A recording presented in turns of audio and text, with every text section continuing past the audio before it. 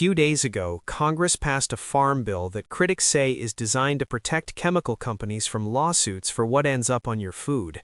At the same time, RFK Jr. is pushing to strip synthetic pesticides and dyes from the American food supply entirely, and millions of people are suddenly asking a question they've never asked before. What is actually on the food I'm growing in my own backyard? I've been sitting on the answer for 2 years. 730 days of log data, a controlled side-by-side test on the same plot, same crops, same hands. One bed using the conventional spray model, one bed using a 5-layer biological system I first observed on an Amish farm in Lancaster County.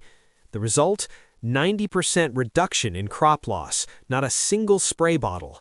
And here's the thing that nobody in Washington is saying out loud.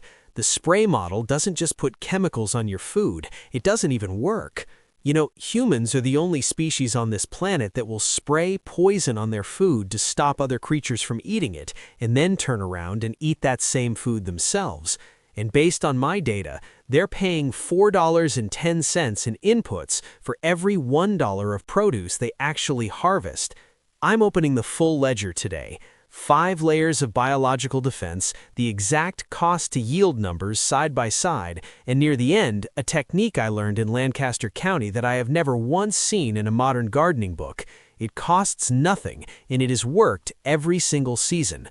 But I'll warn you now, on page 42 you'll find my honest failure, the one pest this entire system could not stop. Because if someone is telling you their method is 100% effective, they're not looking at their data. They're looking for a sale. Let's get into it. I want to be straight with you before we go any further. 3 years ago, I was not researching anything. I was losing money. I had put over $1,200 into that season. Best seeds, recommended organic fertilizers, a shelf full of bottles that promised safety, and I used every single one of them. It started with a single striped cucumber beetle, neem oil first. When that did not work, pyrethrin. Within 14 days, I was in full escalation. Here's what nobody tells you about that cycle. You spray, you kill 80% of the pest. The remaining 20%, the strongest, most resistant 20%, reproduce without competition. By next season, you have not solved the problem. You have selectively bred a stronger version of it. By August, my garden was silent. No bees, no hoverflies, no ladybugs. I had won the war against the beetles and dismantled every natural defense my soil had. I lost 85% of that crop. When I did the real math, the math most gardeners never write down, I had spent $4.50 in inputs for every $1 of produce I actually harvested. You were paying corporations for the privilege of failing in your own backyard. That week, I opened the first page of this log. Not a log of success, a log of disaster. And I started asking a different question. How does a community farm the same plot of land for 200 years without a single synthetic input? That question led me to Lancaster County. I pulled up to a farm where the air smelled like damp earth and clover. The farmer I spent time with, an elder named Eli, walked me through his cabbage and squash rows without a sprayer on his back. There were pests, I saw them, loopers, the occasional Japanese beetle, but the damage was negligible. Deep green leaves, vibrant stems. I was checking the undersides of leaves, looking for the enemy, when Eli noticed and said something I wrote down word for word. You are looking for the enemy. In our tradition, the bug is just a messenger. If it is eating the crop, it is telling you the plant's blood is weak or the soil is lonely. That one sentence reframes everything. When you design with the natural system rather than against it, you stop fighting a war you were never going to win, trusting the balance that was built into this, long before any of us showed up with a spray bottle. Now, I need to say this directly, because you will find it in every gardener's community. People saying, the Amish use pesticides, they use Roundup. I live in Lancaster, and I have seen them spray. They are not wrong. Not all Amish communities farm this way. What Eli showed me is a specific generational practice from older order communities. It varies widely by settlement and by family. I am not here to romanticize a culture. I am here to document what I observed, tested, and measured on my own plot over 2 years. The data is what matters, not the label. Before I walk you through the layers, I want to show you exactly how this data was collected, because the numbers mean nothing if you cannot trust the method. Starting in spring of year 1, I logged pest pressure across 8 beds. 4 ran the conventional approach: spot a pest, identify it, treat it.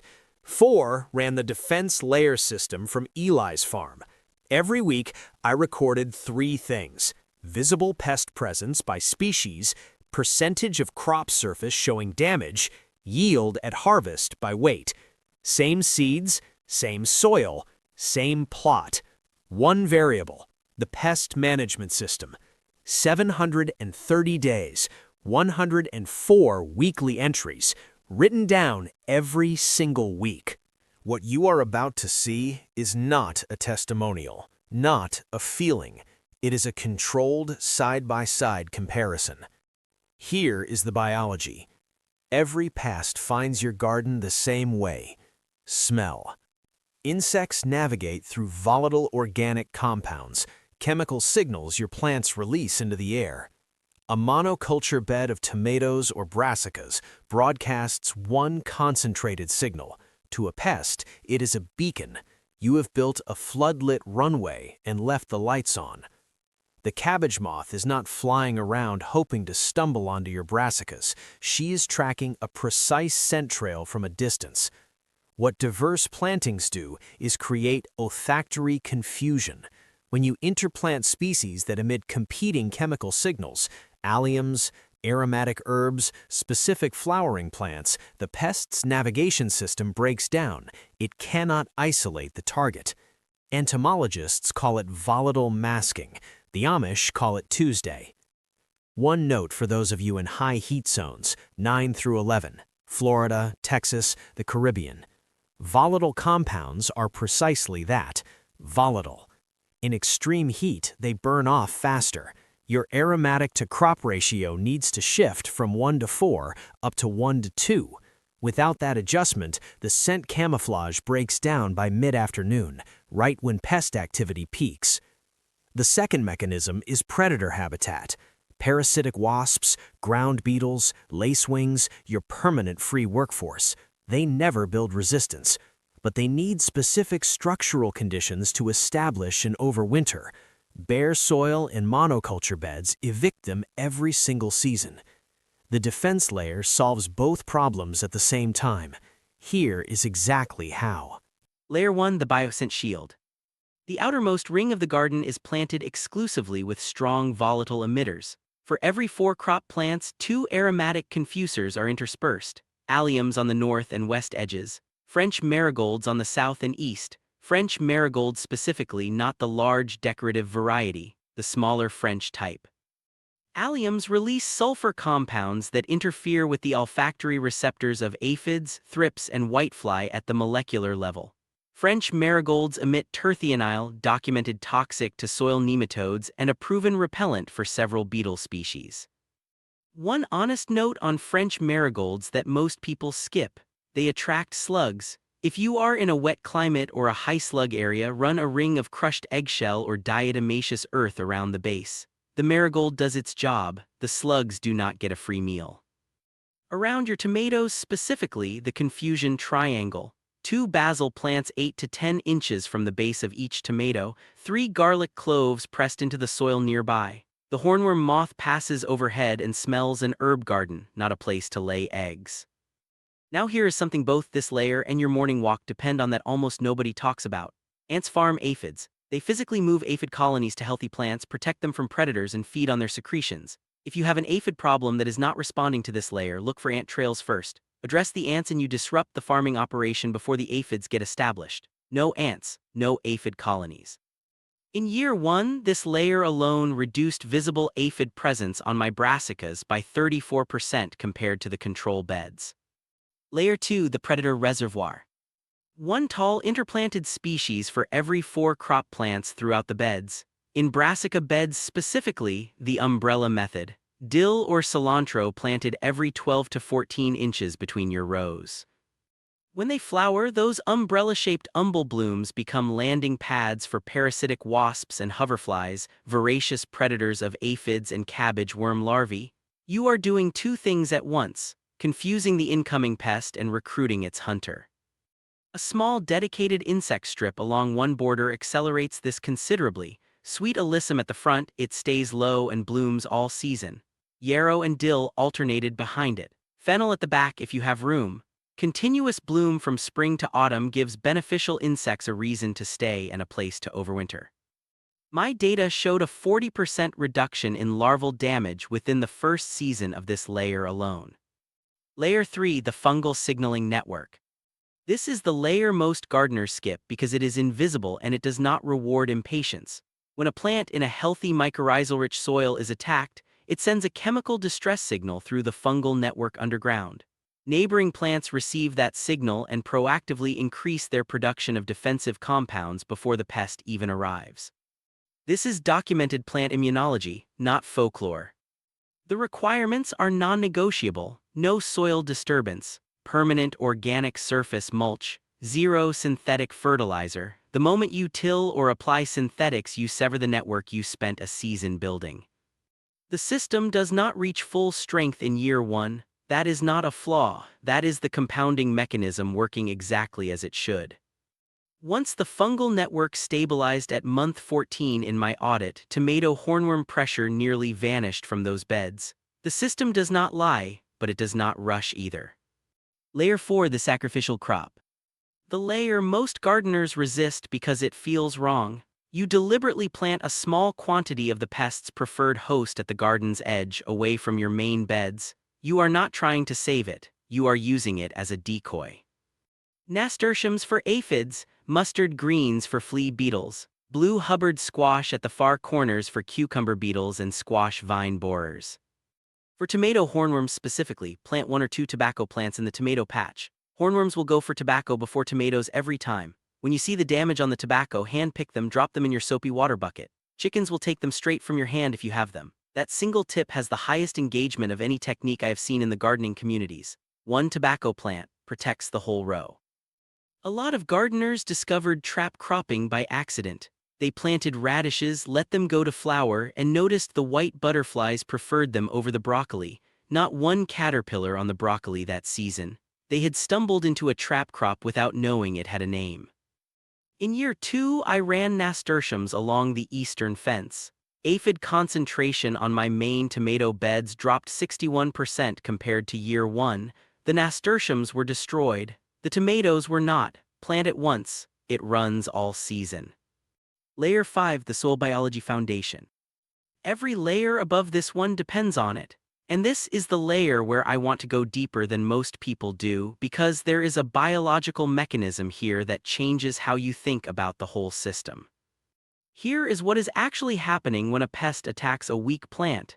Insects with simple digestive systems, caterpillars, hornworms, aphids, whitefly, feed on soluble nitrates. They cannot digest complete proteins. Their digestive systems are too primitive. When your soil has the right mineral balance, iron, manganese, copper, zinc, nitrogen in the right form, your plant achieves complete photosynthesis and converts all its soluble nitrates into complete proteins. The pest lands, tries to feed, finds nothing it can process, and leaves. The plant has not killed anything, not repelled anything. It has removed the food source at the cellular level. The pest starves in the presence of abundance. That is not a metaphor, that is plant physiology, and it is the reason Eli's crops were vibrant while mine were being eaten alive. The soil was not lonely. The fix is consistent annual compost application. 2 to 3 inches of well-aged compost worked into the top 4 to 6 inches before anything goes in the ground. Aged horse or cow manure mixed in builds exceptional microbiome diversity. Critical warning before you use any manure: ask the farmer if the animals were fed hay from fields treated with grazon. Grazon is a persistent herbicide. It passes through the animal, survives composting, and will sterilize your soil for years. I have seen it happen to good gardens. Ask before you bring it home. After 2 or 3 consistent seasons, the difference is visible in the stems, the leaf color, and the pest pressure. This layer does not reward shortcuts. Let me put both systems side by side so the difference is impossible to ignore. Look at the screen. $4.10. That is what every pound of produce cost me in the chemical model. Every single pound. Now this column. 58 cents. Same garden, same crops, same hands, 2 completely different systems. Crop loss, year 0, 62% of everything went to pest damage. Year 2, 6%.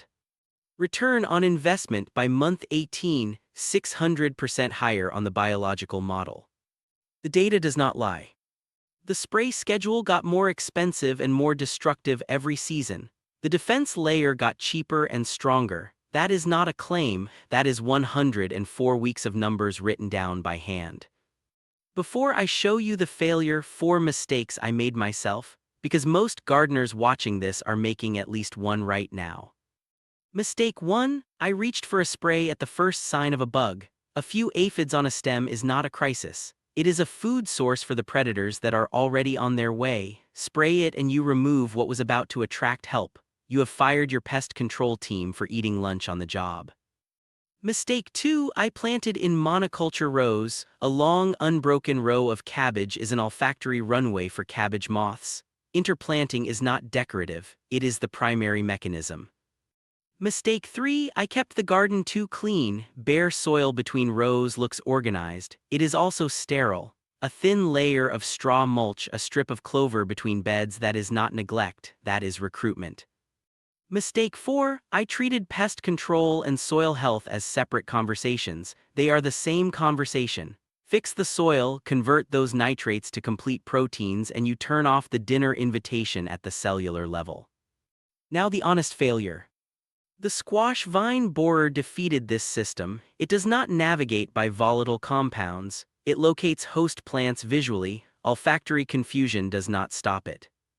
Once that clear-winged moth lays eggs at the base of a stem, the larvae bore directly inside the plant tissue.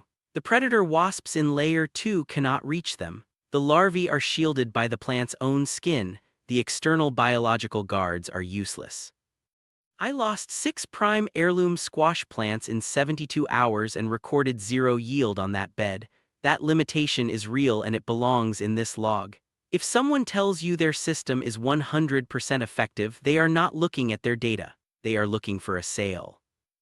I have been documenting a specific physical protocol for the squash vine borer, and that data will be its own video. If that pest is your biggest problem right now, subscribe because that one is coming. Here is where this system trips up gardeners who do everything right. They build all 5 layers in year 1, they see the results. And then in year 2 they start tidying up, cutting back the perimeter plants too early, pulling the ground cover between seasons, turning the soil over in spring because it feels productive. Every one of those decisions dismantles a layer. This system does not reward intervention, it rewards restraint. That is genuinely difficult when every instinct you have been trained with, doing something is better than doing nothing. The habit that holds it all together costs nothing, the morning walk. Every single day before the heat builds, walk the beds. Bring a bucket half filled with water and a squirt of dish soap. Work through every row. You are not admiring plants. You are flipping leaves, running your eyes along stems, checking soil surfaces. When you find a pest, pick it off and drop it in the bucket. Hand picking sounds old-fashioned until you do it for 2 seasons and realize it is faster, cheaper, and more targeted than anything in a bottle.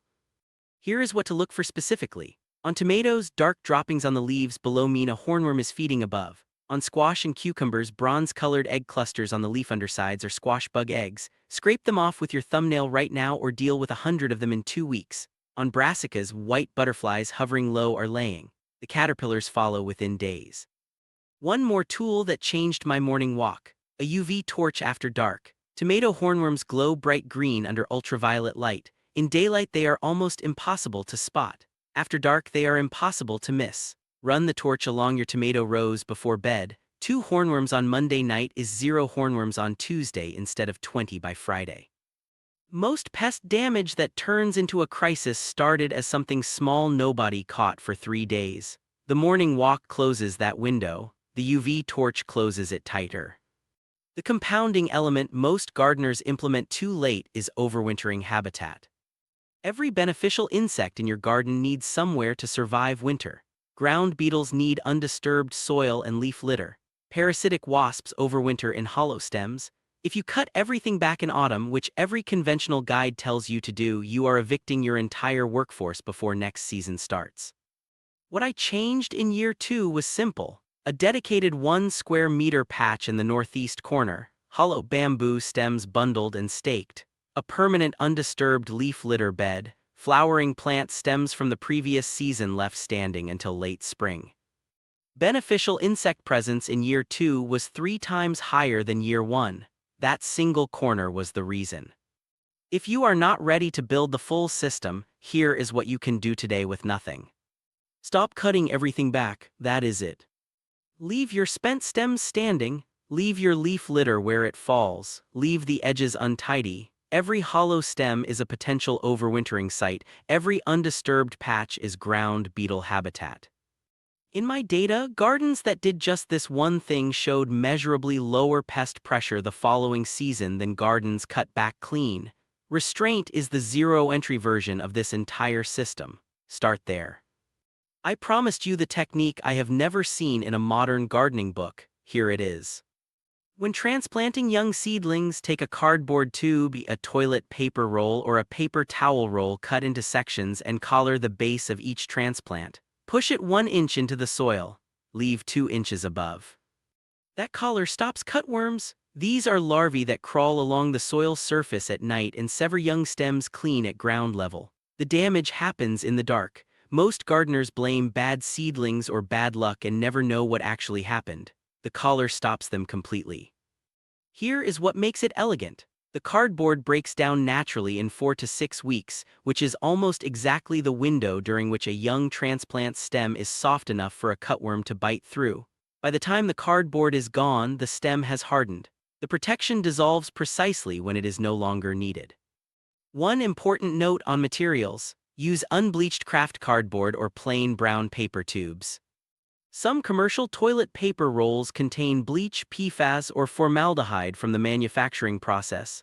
Unbleached craft is clean, breaks down at the same rate, and costs nothing if you save packaging.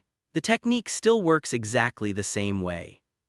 No plastic, no chemicals, no waste, a piece of cardboard and an understanding of timing.